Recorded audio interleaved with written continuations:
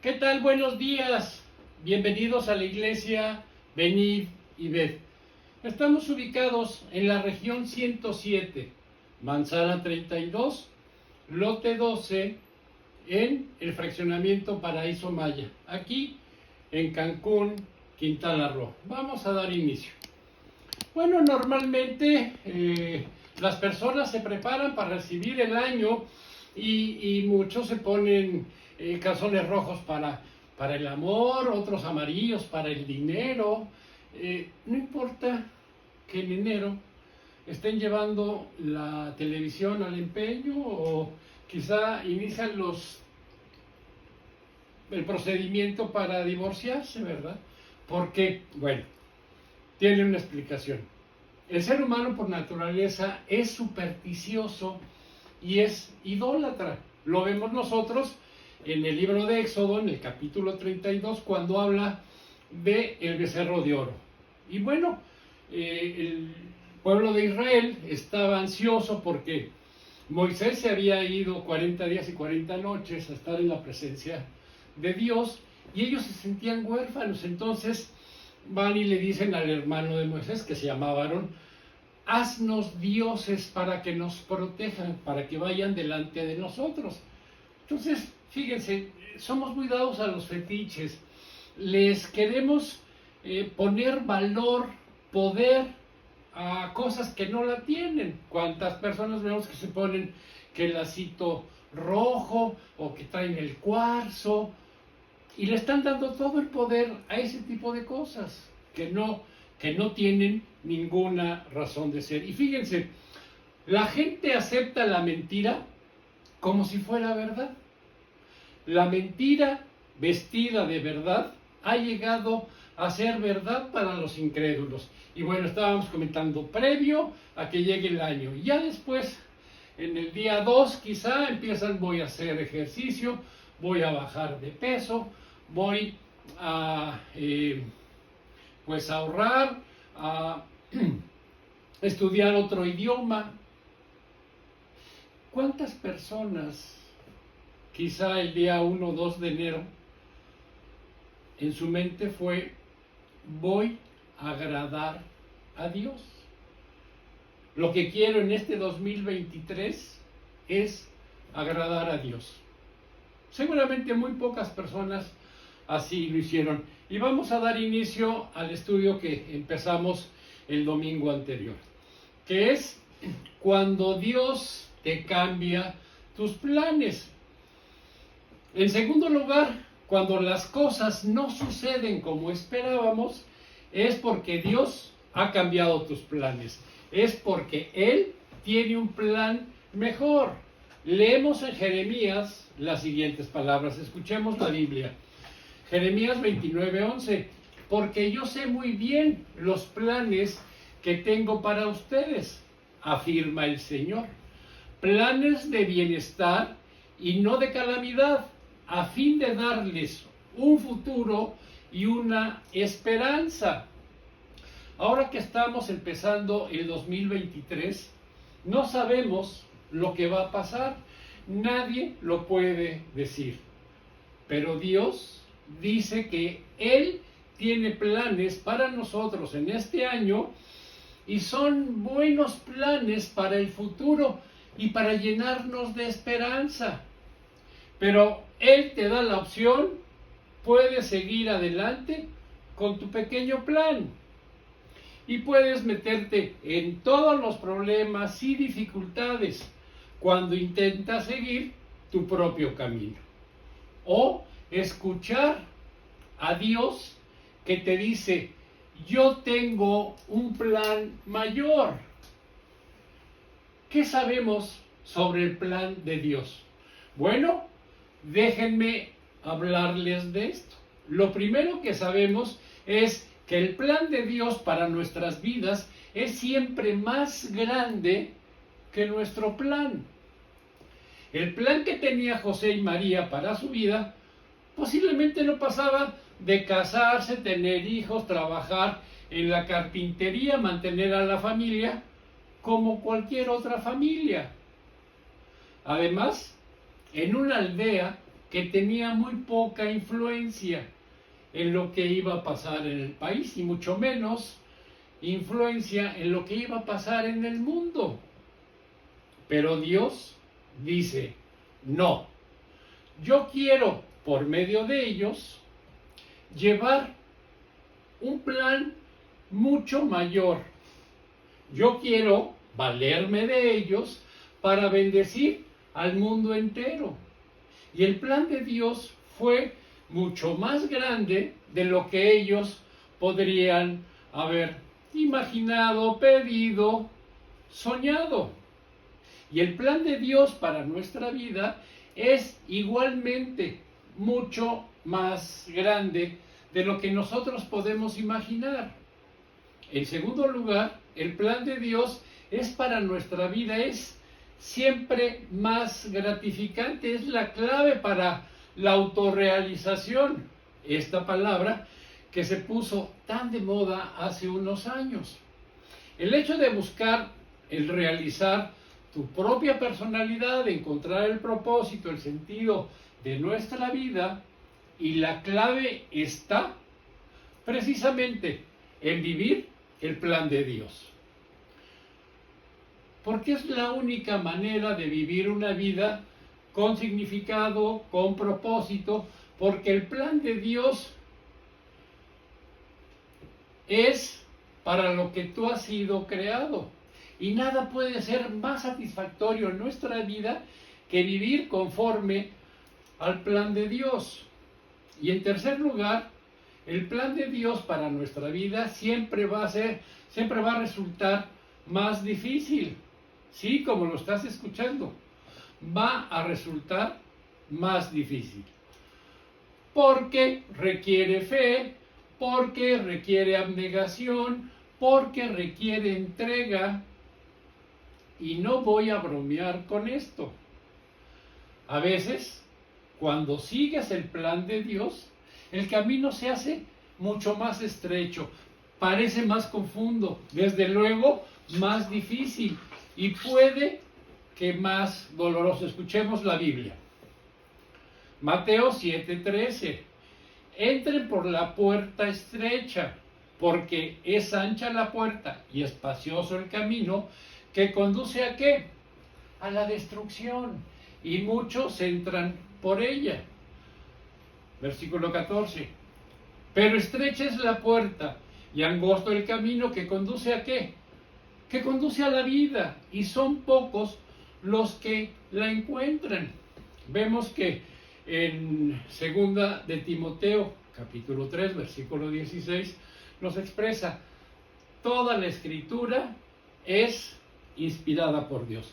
Y lo refuerza en la segunda carta de Pedro, capítulo 1, versículo 20-21, donde nos expresa que el Espíritu Santo es el que va soplándoles el dictado a las 40 personas alrededor que conformaron lo que nosotros hoy conocemos como la Biblia. Y miren, más adelante nos expresa, no todo el que me diga Señor, Señor, entrará en el reino de los cielos, solo el que hace la voluntad de mi Padre que está en el cielo. Entonces, si te está diciendo que hay un camino ancho, ¿sí?, donde pues puedes darle rienda suelta a tus pasiones, a ese tipo de pues forma ligera de vivir, ¿cuál va a ser tu final? La destrucción.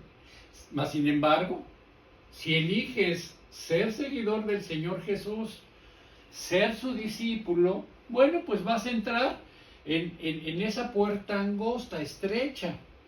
Y fíjense, nos dice en Juan 16:33, y por eso les digo estas palabras, para que en mí hallen paz. En la vida tendrán vicisitudes. Entonces, cuando te presentan un panorama de mucho glamour, pues definitivamente no va apegado a lo que Dios quiere de nosotros. Cuando pensamos en el plan que tenía para María, para que todo el mundo pudiera ser bendecido. Desde luego, no fue un plan fácil. Pongámonos en sus zapatos. Desde luego, en aquella época, quedar embarazada sin haber realizado aún la boda, antes de la boda era un estigma social, era algo que estaba muy mal visto y condenado. De tal manera que no pudieron separarse, porque aquello se hizo evidente.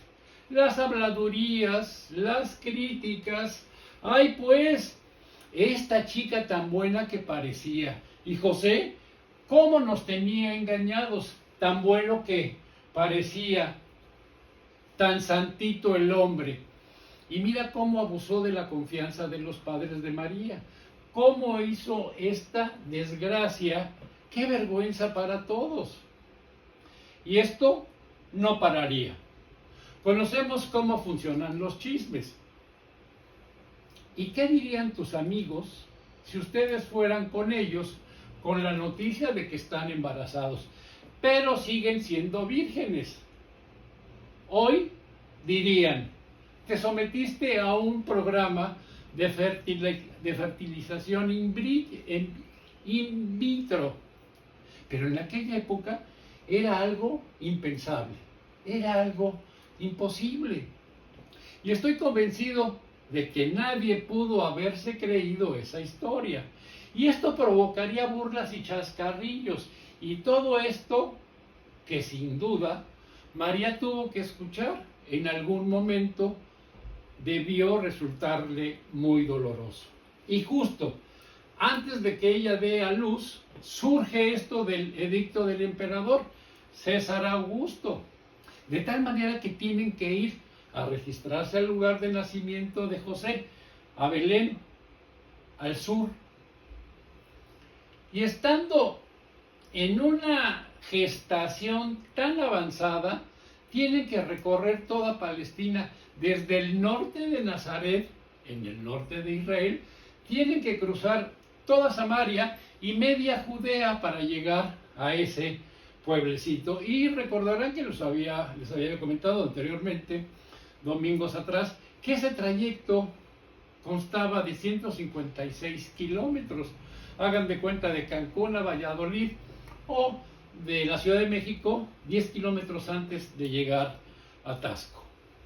Y los caminos de entonces no tenían nada que ver con los de ahora. Los medios de transporte de antes, nada que ver con un sofá, con un sillón que llevamos en el auto, que casi es mejor que el que tenemos en casa.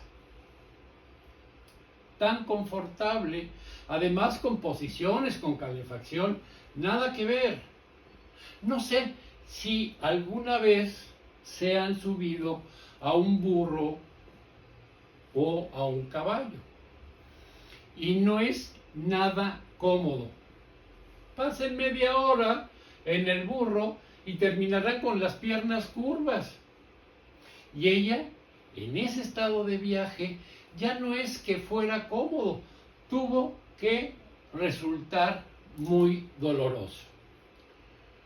Y no solo esto, sino que para colmo de males, cuando llegan a Belén, por fin, después de este largo camino tan incómodo, ándale, no hay sitio para ellos en el hospedaje y tienen que ir a un establo rodeado de animales, y ahí María va a parir sola con José, su primer hijo. En lugar de estar en su casa, en su cama, con su mamá y su familia, rodeándola ahí con la seguridad del entorno, de lo conocido. No, sola en una tierra extraña, con gente extraña, rodeada de animales, en un establo pestilente y oliendo a lo que tienen que oler los establos. No me resultaría nada extraño que María se preguntara 1000 veces, ¿por qué, Señor? ¿Por qué, Señor? ¿Por qué yo? ¿Por qué tiene que ser todo tan difícil? Y seguramente hay cosas que están ocurriendo en tu vida, en este momento, que quizás te haces preguntar lo mismo. ¿Por qué, Señor? ¿Por qué yo? ¿Por qué a mí? ¿Por qué tiene que ser todo tan difícil? En cierta ocasión, Jesús le dijo a Pedro, y entiendo que también nos lo dice a nosotros, escuchemos la Biblia. Juan 13:7. Ahora no entiendes lo que estoy haciendo, le respondió Jesús, pero lo entenderás más tarde. Y es verdad que no, aunque nos lo explicara, no lo entenderíamos. Porque Dios ha permitido ciertas cosas y no entendemos su plan. Y no entendemos qué de bueno puede traer todo esto. Pero la promesa es que lo entenderemos más adelante. Y lo que tenemos que confiar es que Dios es bueno y nos ama. Y Él quiere lo bueno, que el plan que tiene para nuestras vidas es para prosperarnos. No para que nos caigamos arruinados, sino para darnos futuro y esperanza y tenemos que creérnosla y creerle a Él. Y esto nos lleva al tercer punto, y es que cuando nada sale como esperamos, Dios nos dice, confía en mí. Imagínense, con todo esto de la natividad, puso a prueba la fe de José.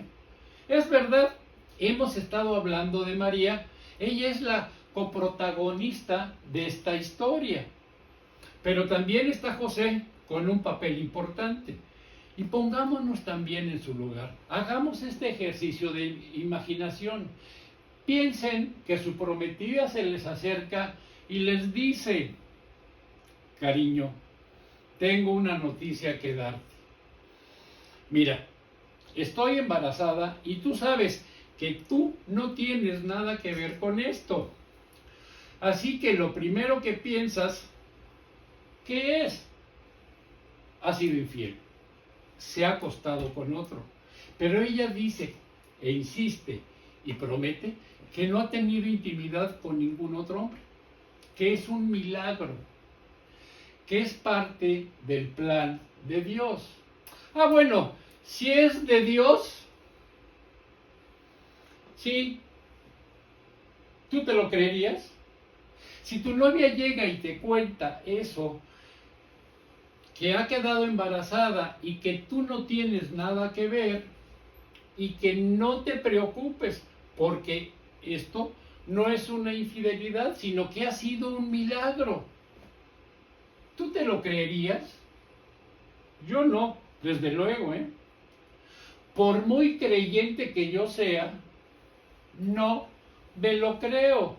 Y José tampoco se lo creyó. Sabemos que no se lo creyó porque dice la Biblia que José resolvió la solución que encontró para esta crisis. Escuchemos la Biblia.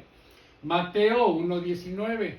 Como José su esposo era un hombre justo y no quería exponerla a la vergüenza pública, resolvió divorciarse de ella en secreto. Y fue necesaria la intervención de un ángel. Tuvo que venir un ángel para decirle, oye, que es verdad lo que dice María, que no fue otro hombre, que es cosa de Dios, que ha sido un milagro, para que él lo aceptara y dijera, bueno, si esto es el plan de Dios, acepto lo que Dios quiere también para mi vida. Pero era algo tan disparatado, algo que nunca antes había ocurrido, algo que no sabía manejar, que lo único que le quedaba a José era soltar el volante y dejar de controlar la vida y decir, Dios, en ti confío. Haz lo que tú quieras. Yo ya no sé cómo conducir esta situación. Y muchas veces tenemos que llegar a este punto de rendición, donde soltamos el volante, que dejemos de insistir, de que las cosas,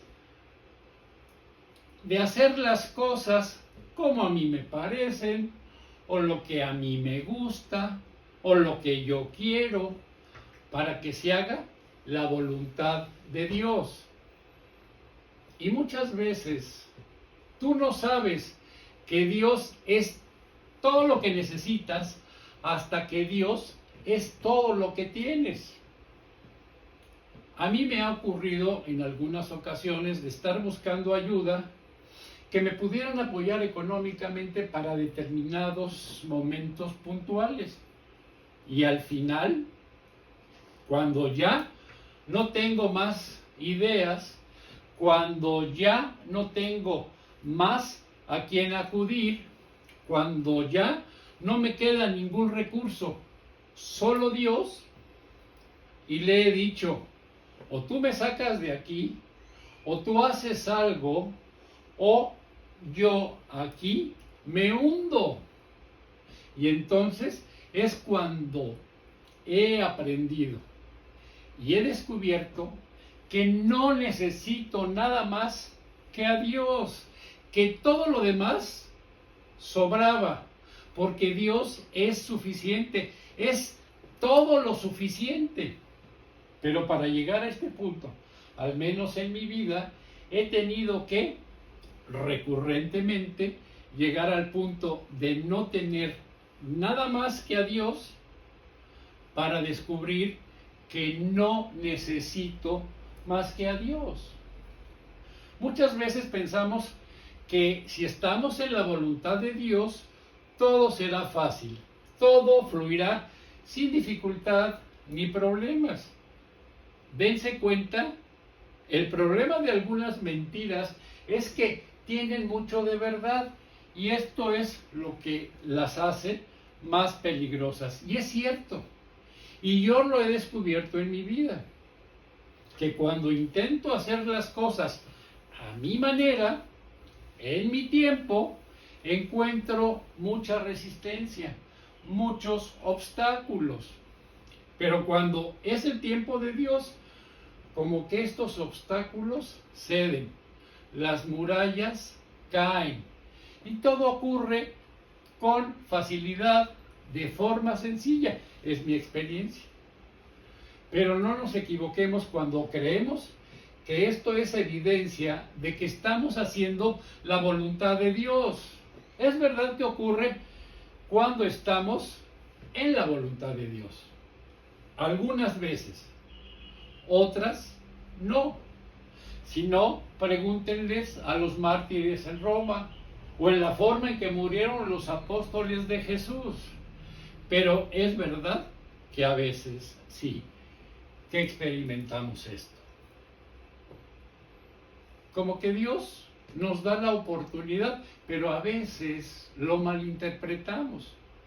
Recuerdo el caso de un joven platicando en la clínica. Él quería ir a vivir con su novia, que vivía en otra ciudad. Y cuando digo a vivir, me refiero a cohabitar, y quería eso, unirse a su novia sin casarse. Y veía como providencial, decía totalmente convencido, que Dios respaldaba este plan y le estaba ayudando, que se sentía apoyado por Dios porque había encontrado por internet vivienda y trabajo muy rápidamente, y que esto era señal de que Dios le estaba abriendo la puerta y facilitándole las cosas.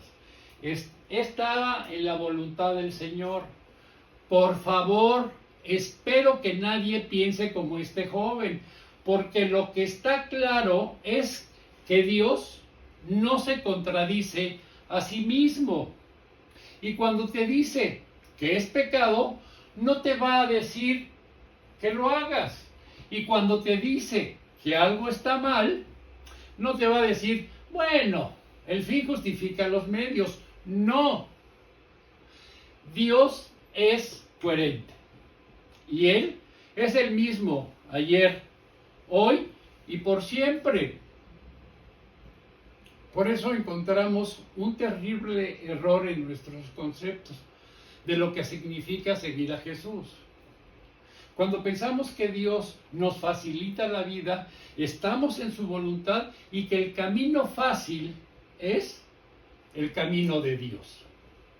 Jesús nos advierte claramente, al contrario de esto, que la senda que lleva a la vida es angosta, que es una senda que es estrecha, y lo veíamos en Mateo 7, versículos 13 y 14. La Biblia nos dice que hay una sola manera de agradar a Dios. Y si solo fuera a recordar una sola cosa de todo lo que les dije esta mañana, me gustaría que fuera esta. Y me gustaría que le escucharan como si su vida dependiera de esto, porque lo es, porque así es. ¿Cómo puedo agradar a Dios? Pues la Biblia dice que solo a través de la fe podemos agradar a Dios. Y espero que se nos quede esto grabado y que lo estemos analizando. El próximo domingo terminamos con este estudio. Mi Dios y Padre bendito, te damos infinitas gracias que este domingo 15 de enero, nos has dado vida, nos has dado paz. Y es muy claro, mi Señor, que si nosotros queremos iniciar este 2023 yéndonos por la libre, pues vamos a tener frentazos, que vamos a tener desasosiegos, que es mejor obedecerte y estar en tu plan, en ese plan de vida que nos ofreces la reconciliación contigo por medio del Señor Jesucristo. Padre amado, danos humildad, danos esa sencillez para que empecemos este 2023 siguiendo al Señor Jesús, siendo discípulos de Él. Y te pedimos, mi Dios, que esta semana nos proveas y nos protejas. Esto te lo pedimos en el nombre de tu Hijo amado Jesucristo. Amén. Gracias y buenos días.